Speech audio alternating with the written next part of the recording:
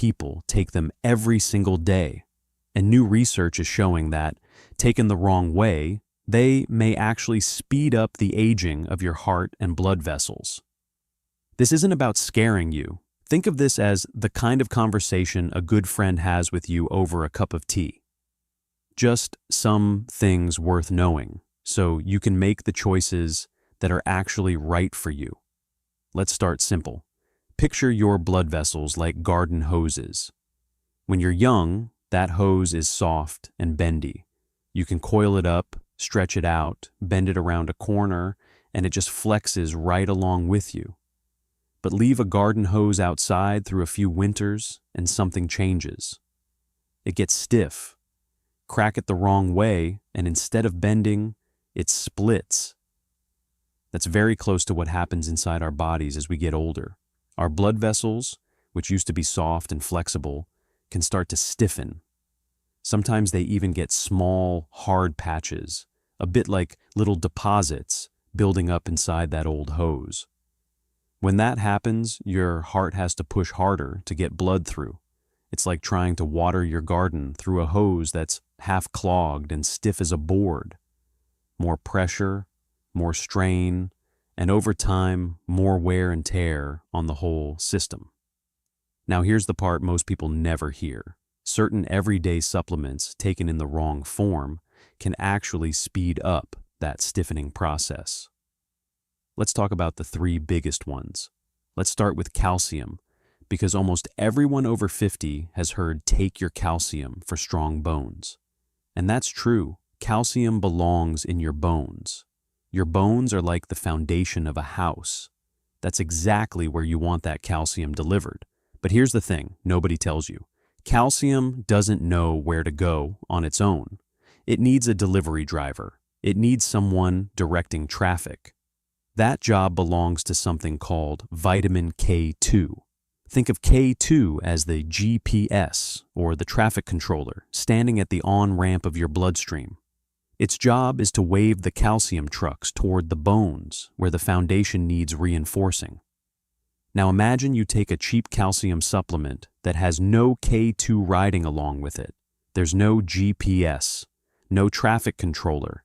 The calcium gets dropped into your bloodstream with no directions. And where does a lot of that undirected calcium end up?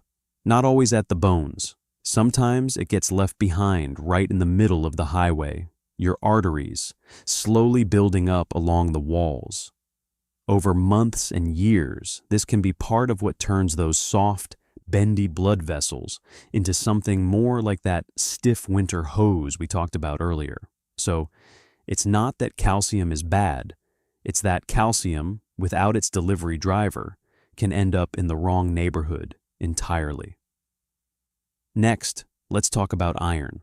So many of us reach for an iron supplement the moment we feel tired, assuming that's just what tired means.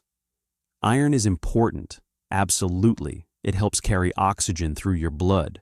But here's what's rarely explained. Too much iron can actually work against you. Picture an old iron gate left out in the rain year after year. What happens to it? It rusts. That reddish-brown flaking you see is iron reacting with oxygen and moisture over time.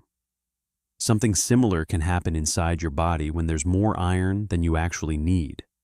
It reacts with oxygen in your bloodstream and creates tiny amounts of internal rust, damaging the delicate inner lining of your blood vessels bit by bit. Here's why this matters, especially after 50. When we're younger, our bodies have natural ways of using up extra iron. But as we age, especially for men and women past menopause, that natural clearing process slows way down. Iron can quietly build up over the years without you ever noticing a symptom. So the old assumption, I'm tired, I must need iron, isn't always true anymore once we're past 50. Sometimes what your body actually needs is rest, better sleep, or simply less strain, not more iron. Finally, let's talk about vitamin E, an old favorite that's been on pharmacy shelves for decades. Here's something most people don't realize. Not all vitamin E is created equal. There's a natural form your body recognizes easily, and there's a synthetic, lab-made version that your body only partially knows what to do with. But the bigger issue isn't just which type, it's the dose. Think about a car engine. A well-tuned engine has dozens of parts all working together in balance, spark plugs, belts, filters, all doing their part.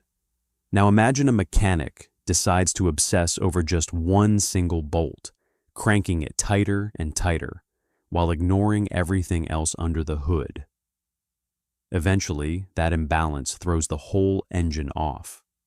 Your body's antioxidant system works the same way. Vitamin E is only one part of a much bigger team, working alongside vitamin C and other natural antioxidants in careful balance. When you take a mega dose of just one player, especially the synthetic kind, you can throw that whole system out of tune rather than help it. Large studies following thousands of people have actually found that high-dose vitamin E supplements were linked to a higher risk of certain strokes and heart problems. Not because vitamin E is bad, but because more is not automatically better. The body prefers balance over brute force. So, what's the friendlier, gentler path forward? Start with real food. Leafy greens, dairy, nuts, seeds, olive oil, and lean meats already come with a natural, built-in balance of nutrients, the way nature intended them to be absorbed. Food rarely overshoots the way concentrated supplements can. Next, pay attention to your body rather than chasing a bottle because a friend recommended it or an ad promised energy. Fatigue can come from dozens of places: poor sleep, stress, dehydration, not just low iron. And when it comes to bone health, think teamwork, not solo effort. Calcium works best alongside its natural partners, like vitamin K2 and vitamin D, found together in foods like leafy greens, eggs, and a little sunshine. The goal isn't more of one thing, it's balance among many things. Growing older gracefully isn't about stacking pills.